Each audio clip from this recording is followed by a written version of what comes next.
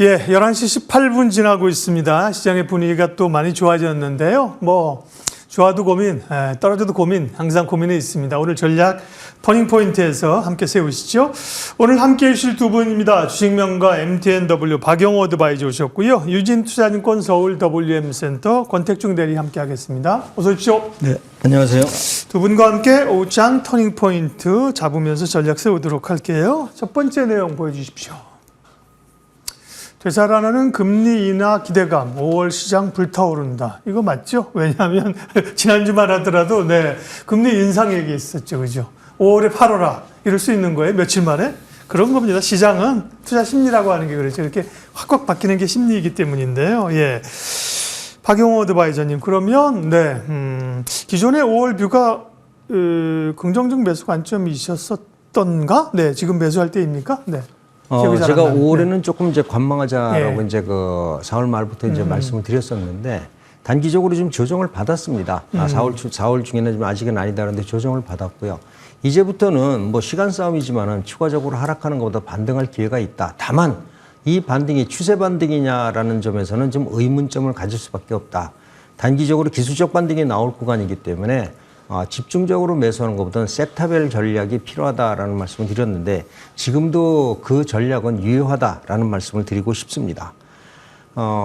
사실 시장에서 경기라든지 이런 거를 봤을 때 미국은 지금 상당히 좀 좋습니다. 미국은 좋은 이유가 IRA 때문에 우리나라를 비롯해서 세계 각국에서 엄청난 투자가 일어나고 있으니까 뭐 고용 시장이라든지 그다음에 GDP라든지 이런 것들이 굉장히 좋아질 수밖에 없는데 이게 이제 몇 년을 가느냐면 제가 봐서는 지금 선반영되고 있어서 한 1년 동안은 그대로 유지가 될 것 같아요. 그래서 이번에 FOMC에서 금리 인하 기대감들이 굉장히 많았었는데 그 인하 기대감이 점점 늦춰지고 있는 것도 사실 아니겠습니까? 이유는 물가가 다시 오르고 있는데 첫 번째는 뭐 금리로 인해서 우리가 주거비라든지 이런 거 오르는 건 당연하다고 보는데 근로라든지 노동에 대한 비율이 조금씩 좋아졌기 때문에 여기에다가 유가가 오르면서 다시 인플레이션 레이트가 오르는 와중이라서 금리 인하는 벌써 3월 달이다, 5월 달이다 해서 지금 12월 달, 11월 달로 다시 후퇴를 했거든요. 근데 저는 조금 좀 조심스럽게 말씀드려서 9월경에는 금리 인하 가능성에 대한 얘기가 다시 나올 것 같다라는 생각이 좀 듭니다. 이유는 뭐냐면 바로 유가다라는 생각이 좀 들거든요. 지금 다른 거 밀가루 가격이나 다른 거 소재 가격들은 오르고 있지만은 전반적으로 유가가 내린다면은 일단 인플레이션 레이트가 내릴 수밖에 없다라는 거. 이것이 필요하다라는 건데 지금 최근 들어서 유가가 격화되는 전쟁 속에서도 지금 유가가 하락하고 있다는 얘기는 인플레이션 레이트가 하락할 수 있는 긍정 요인이 만들어지고 있다라는 건 시장에서 부인할 수가 없다라는 거죠. 어제 시장이 반등을 해준 거는 금리 인상을 더 이상 안 하겠다라는 거는 이전부터 나와 있었다는 얘기인데 거기에 대해서 반응해서 시장이 올랐다? 저는 이렇게 보는 것보다는 지금 유가가 하락을 하면서 인플레이션 요인이 줄어들고 있다는 것. 지금 시장이 11월 달로 예상했던 게 9월 달 얘기가 나올 것 같다라는 것. 이것 때문에 시장이 반등했다라는 점이기 때문에 시장은 여기에서 유가만 하락하지 않는다면은 전반적으로 증시 포지션들도 하락보다는 박스권에서 잠깐만 모아가기 이후에 반등하는 이러한 포지션이 만들어질 확률이 높다 이렇게 말씀드리고 싶습니다. 네, 박영호 어드바이저님 전략부터 들었습니다. 권택중 대리는 어떠세요? 대체적인 시각이 박영호 어드바이저님과 비슷하지 않겠어요? 분위기는 좋았지만 그렇다고 막 뚫고 갈 수 있는 기세는 아니다. 위로 좀 제한적이라고 보이는데 그러면 전략과 함께 또 관전 집중 포인트 좀 알려주세요. 네, 저도 이제 지난달 말에도 비슷한 의견, 제한적 상승에 대해서 말씀을 드렸었는데요. 일단은 지난주에 이제 미국 쪽 비농업 고용 지표가 17만 5천 명 정도로 증가하면서 완화가 좀 되었습니다. 그래서 증시 미국부터 출발해서 전체적으로 오늘 국내 장까지 상승하는 모습 보여주고 있는데요. 일단은 지수의 이제 상방이 좀 열리는 것에 대해서는 조금 제한적이다라고 생각한 이유 중 하나는 일단은 10년물 미국채 금리에서 볼 수가 있겠는데 지금 4.7 정도 찍고 나서 지금 4.5를 조금 깨고 내려왔습니다. 여기서 추세적인 하락 같은 경우는 조금은 당분간은 좀 없지 않을까라고 생각이 좀 들고 있고 두 번째로는 이제 국내 증시가 지수 전체적으로 올라가주기 위해서는 전자와 하이닉스가 결국에 코스피를 좀 이끌어줘야 되는 부분이 있는데요. 미국도 좀 비슷한 분위기가 있는 것 같습니다. 엔비디아를 필두로 이제 M7 종목들의 EPS 상향치가 어느 정도 고점은 좀 통과를 했다라는 분위기가 좀 나고 있거든요. 앞으로의 실적 또한 역시나 지금까지와 마찬가지로 좋은 흐름을 보여줄 것은 예상은 되고 있으나 고점을 좀 찍은 거 아니냐라는 얘기가 있어서 그것과 유사하게 국내 증시도 대형주들은 조금 지수를 잡아놓고 나머지 종목들이 좀 플레이할 수 있는 그런 장세로 예상을 해봐야 될 것 같습니다. 결국에는 이제 금리 인하에 대해서도 저도 말씀을 좀 드리면은 이제 얼마 전에 이제 두 명의 좀 유명 인사들이죠. 시타델 CEO도 연말 중에서는 9월 또는 9월에 안 하면은 12월에는 인하할 것이다 이렇게 얘기를 하기도 했고요. 또 이제 어제였죠. 현지 시간 6일로 IMF 총재에서도 IMF의 기본 시나리오는 연내에 기준금리를 인하하는 것이다 이렇게 발표하기도 했습니다. 시장 전체적으로 금리 인상까지도 거론이 됐었던 최악의 분위기는 확실히 좀 통과를 하였다. 그래서 연말에는 거의 하는 걸로 지금 분위기를 잡아가고 있는데요. 결국에 근데 이게 뭐 시장 지금 매매하신 분들도 느끼지만 지표 하나 나올 때마다 뭐 인하냐 인상이냐 계속 왔다 갔다 합니다. 다만 지금은 그래도 인하하는 쪽으로 분위기가 기울었다는 정도로 매매하시는데 좀 참고하시면 좋을 것 같습니다. 네, 전략과 함께 미 국채 수익률이 중요한 포인트가 되죠. 말씀하신 것처럼 10년물 혹은 이제 조금 더 시장과 실세 금리와 친화적인 거는 이제 2년물 5% 기준, 10년물은 지금 말씀하신 것처럼 추가적으로 안정이 되느냐, 요걸 이제 봐야 됩니다. 전략 세웠고요. 오후장 터닝 포인트 두 번째 내용 확인할게요. 다음은요.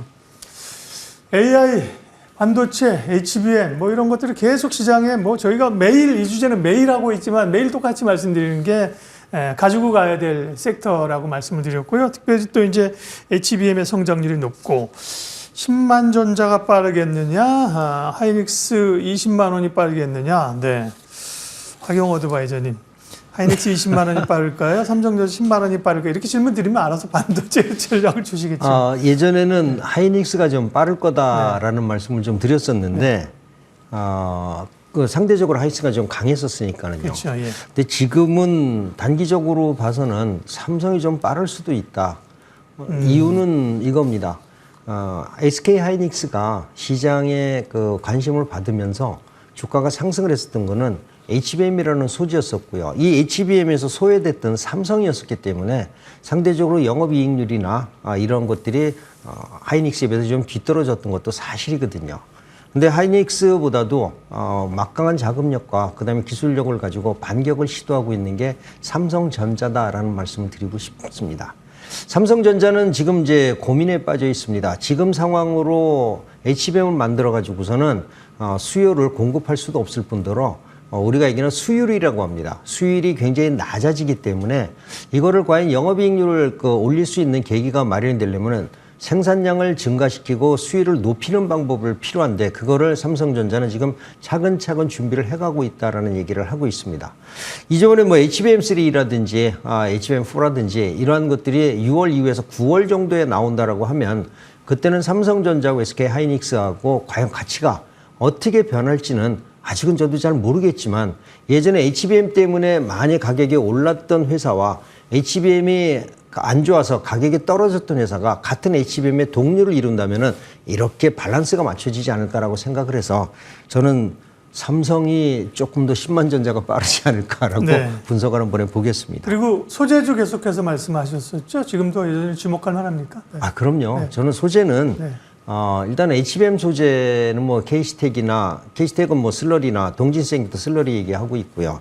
그 다음에 뭐 솔브레인이나 뭐 하나 머티리얼즈 이런 솔브레인도 슬러리를 하고 있으니까 이게 HBM이 사실 패키징의 그 어떤 그 변화를 주도했다라고 보는 거죠. 지금 반도체 회사에서 우리가 얘기하는 회로, 선폭, 미세 선폭에 투자하는 것보다는 후공정 쪽에 투자해가지고서 어떤 그 용량을 늘리는 게 훨씬 더 유리하다는 판단이 들었기 때문에 후공정 쪽에 엄청난 그 투자를 하고 있는데 이게 바로 HBM이죠. 그래서 HBM은 앞으로도 시장이 상당히 높아질 거다라고 보고 여기에 뒤따르는 DDR5 이러한 것들도 상당히 좋아질 거다라고 생각을 하고 있습니다. 그래서 저는 뭐 동진세미캠하고요, 솔브레인 하나머티리얼즈하고 HBM 그 장비 관련주들도 여러분들이 신경을 쓰면 좋을 것 같다는 생각이 듭니다. 뭐 하나 그 마이크론도 있고 그다음에 최근에 들어온 뭐 DI라든지 PMT라든지 아니면 파크 시스템즈라든지 뭐 레이저셀 이러한 종목군들은 HBM 장비 쪽에서도 손색이 없는 회사다라는 말씀 드리겠습니다. 네. 말씀하신 걸 이제 시장에서 기대하고 알고 있고 삼성전자가 그동안 HBM에서 이제 못했던 걸 쫓아가면서 SK 하이닉스보다도 더 좀 퍼포먼스를 좋게 내주지 않겠는가 기대하고 있는데 못 가요 계속. 예. 근데 주식의 특성이 주가라는 게 어느 날 갑자기 느닷없이 오릅니다, 그죠? 네, 그런 걸 다 머금고 있어요. 네. 이제 AI는 네. 되돌릴 수 없다고 제가 지난부터 말씀을 드렸잖아요. 예. 오늘 제 얘기를 반복해서 하시는 분이 계시더라고요. 오바마의 현인 네, 그분도, 버핏옹. 네. 버핏옹께서도 네. 이건 되돌릴 수 없다라고 얘기를 하셨거든요. 그러니까 저를 비롯해서 이제 산업이 이쪽으로 뒤돌아갈 수는 없을 것 같아요. 그래서 지금 시간이 좀 지체되는 것 뿐이지만은 예, 예. 반도체는 관심이 필요하다라는 말씀 다시 한번 드립니다. 알겠습니다. 권택중 대리께서는요, 우리 반도체 얘기 매일 하고 있잖아요. 그렇죠? 그러나 사실은 반도체가 편안하게 그냥 소부장 사가지고 그냥 잊어버리고 가만히 있으면서 빠졌다 올라갔다? 그러면 좋은데 투자자 그러기는 어렵단 말이에요. 그죠? 변동성이 있잖아요. 전략 좀 알려주세요. 네, 뭐 여전히 뭐 장기적인 관점, 장기 관점에서는 반도체 가져가야만 하는 뭐 머스트헤브 아이템이라고 봐야겠죠. 섹터 포트폴리오의 일부로 당연히 편입은 해야겠고요.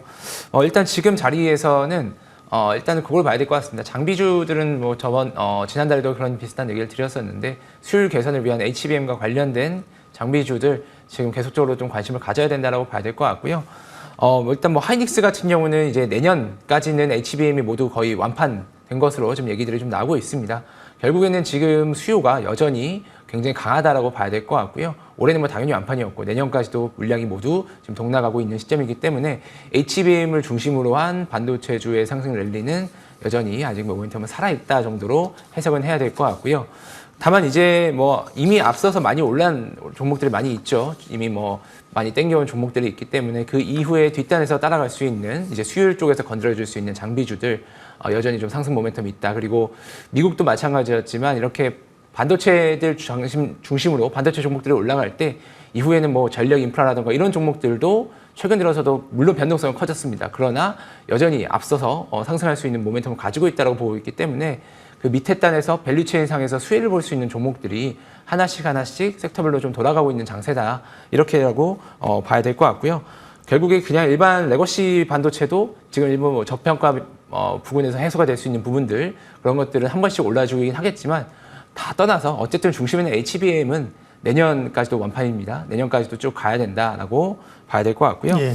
삼성전자 같은 경우는 뭐 얼마 전에 뭐 기사도 많이 났습니다. 이제 뭐 400명 정도의 이제 뭐 TF 정도를 구성을 해가지고 엔비디아에 납품하기 위해서 굉장히 좀 노력을 하고 있다라는 조직 관련돼서 변화에 대한 내용들이 나오긴 했는데요. 그럼에도 이게 지금 전자가 쉽게 과연 하이닉스를 쫓아갈 수 있을까? 좀 어려운 문제는 맞는 것 같습니다. 이미 하이닉스가 시장에서 거의 이제 뭐 독점이죠. 독점 체제로 강하게 좀 이제 구축해 놓은 그 물량과 이런 것들을 뚫어내기가 삼성전자 입장에서는 뭐 쉽지 않을 것 같고요.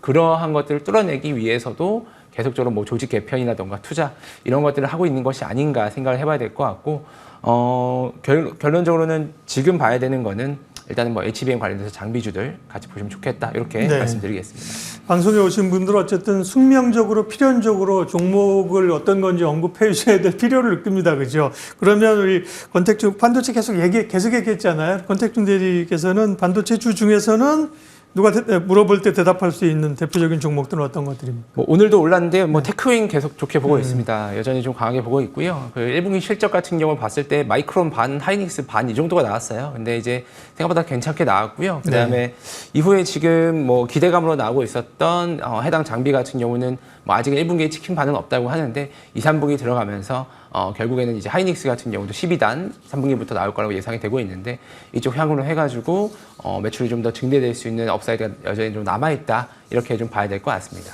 네, 고맙습니다. 반도체 얘기 머스트 헤브 아이템입니다. 저희 맨날 다루는 반도체는요. 터닝포인트 세 번째 내용 보여주시겠어요? 네. 예, 테슬라의 수혜 과거에는 2차 전지였는데 이제는 자율주행이다. 박용호 어드바이저. 안 그래도 지난번 테슬라 얘기 나오면 테슬라가 이제 중국에서 그 FSD 하면서 자율주행에 올랐을 때 그때 우리가 한 얘기가 그런데 자율주행이 사실은 연속성이 있겠느냐. 국내 기업 가운데 그 수혜를 사실은 얼고지 받는 기업이 있겠느냐라는 지점이 우리 고민이거든요. 네. 그 지점 어떻게 보시는지 또 관련주는 조금 연속성이 있습니까? 네. 사실 자율주행이라는 게 굉장히 어려운 기술인 거는 사실이거든요. 휴대폰 같은 경우에 인공지능이 들어와서 한다고 했을 때 에러가 생기면 휴대폰이 고장나는 수준으로 끝나지만은 사실 자율주행이라는 것은 에러가 생기면 사고하고 직결되고 인명과 그다음에 다른 재산상의 손실이 발생하는 거기 때문에 굉장히 어려운 것도 사실입니다. 그래서 대부분의 자동차 회사들이 적극적으로 하면 아주 보수적으로 접근을 하고 있는 것도 사실입니다. 테슬라 같은 경우는 전기차 가지고서 세상을 한번 휩쓸었고요. 미국에서 뭐 거의 전기차가 테슬라 전기차가 상당히 그 많은 부분을 차지하고 있는데 이제 전기차는 어느 정도 가격적인 면이나 그 다음에 매니아층들의 구매가 끊어지면서 이제는 판매가 좀 줄어들고 있지만 사실 전기차가 완전히 다 생산이 중단된 건 아니거든요. 이걸 뒤집기 위해서는 자율주행이라는 새로운 모티브가 필요하다라는 말씀을 드리는데 거기에 같이 쫓아가는 게 저는 현대차다라는 말씀을 드리고 싶어요. 그래서 현대차가 이전에는 그 전 세계 세컨 브랜드에서 이번에 제네시스를 통해 갖고 메인 브랜드 축으로 좀 올라오고 있는 것도 일단 전기차 부분이었었다라는 생각이 좀 들고요. 그리고 다시 메인 브랜드 위치를 견고하게 하려면은 일단 자율주행이 필요하다라는 생각이라서 저는 테슬라나 현대차나 자율주행에 상당히 집중할 거다라는 생각이 듭니다.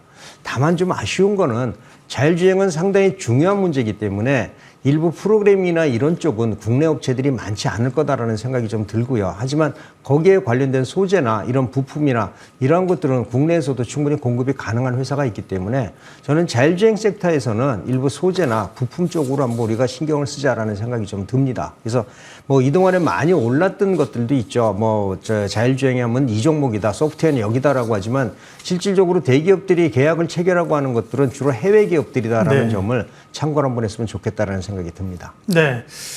테슬라 자율주행 얘기했고요. 바로 넘어가죠. 네 번째 주제는 뭔가요? 네. 바이오. 네. 바이오가 상승하고 좀 쉬었다가 이제 또 뭐 금리 인하 얘기 나오고 학회 모멘텀. 바이오를 지금 좀 다시 봐야 되는가 본다면 어떤 포인트, 어떤 종목들을 봐야 될까요? 권택중 대리님. 네, 일단은 뭐 5월 같은 경우는 이제 또 학회가 있습니다. 저희 이제 일정을 먼저 말씀드리면은 이제 23일이 좀 가까운 일정이 이제 아스코, ASCO 초록이 공개되는 시점이 있는데요. 이런 학회에 관련된 모멘텀이 항상 나올 때 보면은 초록 공개 전까지 주가가 평균적으로 한 8% 정도 올랐다고 합니다. 전체적으로 썸을 해봤을 때 역사적으로. 그래서 해당 모멘텀 전까지는 바이오 섹터가 함께 좀 올라갈 여지가 있다 하나를 봐야 될 것 같고요. 그리고 두 번째는 결국에 이제 바이오 같은 경우도 굉장히 금리에 민감한 사업입니다. 이제 굉장히 미래 성장성을 많이 땡겨와야 되기 때문에 최근에 낮아진 금리 환경, 최근에 올라가다가 다시 조금 조정받았기 때문에 바이오도 덩달아서 당연히 올라갈 수밖에 없었던 구조를 봐야 될 것 같고요. 그런데 이제 금리 모멘텀은 추가적으로 받아주기는 좀 어려울 것 같다 생각이 좀 들고요. 왜냐면은 결국에 가을이나 겨울 정도 돼야 가까워지면서 다시 한번 언급이 될 재료이기 때문에 지금 결국 봐야 될 거는 ASCO 요거와 모멘텀이 되겠죠. 근데 하나를 또 봐야 될 거는 바이오도 이제 제약 바이오도 섹터별로 좀 많이 나눠봐야 되는데 지금 이제 1분기 제약사들 실적이 많이 나왔는데요. 생각보다 괜찮게 나왔습니다. 의사 파업 관련돼서 아직은 1분기에 온기로 반영이 되지 않았거든요. 제대로 반영이 안 됐기 때문에 실제로 타격이 나오는 매출 같은 경우는 2분기 실적 발표 때부터 좀 타격이 있을 것이다. 많게는 뭐 두 자릿수 이상 빠질 것으로도 보는 회사들이 좀 가이던스가 있어가지고 이런 부분들을 염두에 봤을 때에는 국내 쪽에서 매출 나오는 기업들보다는 좀 이제 해외 쪽으로 좀 눈을 돌려서 해외 쪽의 수출 모멘텀이나 뭔가 이런 대부분의 매출 파이가 국내가 아니라 해외에서 나오는 그런 기업들을 좀 보면 좋겠다 생각이 좀 들고요. 9일에 이제 또 셀트리온 실적이 나옵니다. 오늘도 생각보다 강하게 움직임이 나오고 있는데요. 네. 이런 부분들 같이 좀 보면 좋을 것 같고 또 16일에도 중요한 일정이 하나 있죠. HLB 리버세라닙 FDA 승인권 발표가 있기 때문에 해당 모멘텀 여러 가지 재료 앞두고 바이오 종목 5월 중에 변동성은 좀 클 것이다 이렇게 보겠습니다. 예, 오장 터닝 포인트 네 가지 관점에서 전략 세웠고요. 마지막은 종목입니다. 관심 종목 보겠습니다. 박용 어드바이저는 레이저셀 1월 29일, 2월 13일 두 번 말씀하셨는데 16%, 41% 상승률 기록을 하고 있고요. 오늘장 관심 좀 말씀해 주십시오. 네, 네 오늘은 2차 전지용 FPCB 전장용이라고 하죠. 전장용 FPCB를 국내 독점으로 광폭으로 생산하는 시노펙스라는 회사를 여러분들 소개시켜 드리려고 합니다. 시노펙스는 FPCB 전문 생산업체입니다. 삼성전자를 비롯해서 다른 FPCB의 그 제품을 뭐 휴대폰이나 이쪽에다 공급을 하고 있는 거고요. 그리고 앞으로도 뭐 스마트링이라든지 아니면 VR이든지 이런 쪽에 들어가는 FPCB도 개발해서 지금 공급 추진 중이다라는 얘기도 있습니다. 근데 중요한 거는 이 회사가 실적이 굉장히 좋아지고 있다라는 겁니다. 보통 일반적인 FPCB 회사들이 8에서 한 7에서 한 8% 정도의 영업이익률이 나오는데 이 회사는 2022년도 이후에 지속적으로 8에서 9% 정도의 영업이익률이 나왔고요. 이번에 1분기 실적은 약 영업이익률이 10%대를 더 넘어갈 거다라고 하는데 이유는 뭐냐면은 자동화 시스템 도입입니다. 이전보다도 품질 관리와 그다음에 생산 관리에 필요한 자동화 시스템을 완전히 구축하고 나서는 뭐가 높아졌냐면 불량률이 굉장히 낮아졌다는 거죠. 생산율이 높아지고 이러다 보니 영업이익률이 높아질 수밖에 없다라는 거거든요. 그래서 매출액은 소폭 이번에 삼성전자 갤럭시 S24가 좀 팔리면서 소폭 증가했을 거다라고 보지만 이번에 영업이익이 굉장히 늘어났다라고 보고요. 저는 아마 하반기부터 공급이 가능하게 될 전장용 FPCB 이거는 거의 전 세계 처음 강폭을 가지고 있기 때문에 여기에 대한 기대감도 살아있다는 것. 실적이 좋아질 수밖에 없는 시노펙스 말씀드리고 싶고요. 1차적으로 목표가는 한 12,000원 1차 목표가 설정해 드리고요. 매수가는 뭐 지금 현재 보면 크게 무리가 없을 것 같습니다. 그리고 지지이탈가는 한 8,500원 정도 설정해서 말씀드리도록 하겠습니다. 예, 이어서 권택중 대리 관심주 들어볼게요. 예, 종목 컨택 준비했는데요. 5월 27일 날 이제 우주청이 개청을 합니다. 이제 올해부터 계속 끌고 오고 있는 재료인데 관련해가지고 우주 관련돼서 지상국 사업을 하고 있는 컨택 관심 있게 볼 수 있을 것 같고요. 현재 19,350원 정도 얼마 전에 이제 거래 실린 상승 이후에 한 이틀 정도 쉬어가고 있는데요. 25,000원까지 상단은 좀 열려 있다 이렇게 보시면 좋을 것 같습니다. 한국우주연구원에서 이제 스피노프해서 나온 회사이기 때문에 어느 정도 기술력도 검증이 굉장히 잘 돼 있다라고 봐야 될 것 같고요. 결국에는 이제 위성이 결국 많이 늘어나면 늘어날수록 동사의 실적은 같이 우상향하는 구조이기 때문에 이제 막 시작하고 있는 국내의 이런 항공 우주 관련된 비즈니스에서 좀 큰 축을 차지할 수 있는 그런 저력이 있다라고 보시면 좋을 것 같고요. 현재 10개 정도 자체 지상국 갖고 있는데 향후 단기 내에 5개 정도 추가로 증대할 전망이 예상이 있는 만큼 앞으로의 실적 또한 좀 기대가 되는 기업으로 보시면 좋을 것 같습니다. 네, 컨택이었습니다. 오후장 투자전략과 관심주 주식명가 MTNW 박용호 어드바이저 유진투자증권 WM센터 서울 WM센터 권택중 대리 두 분 함께했어요. 고맙습니다.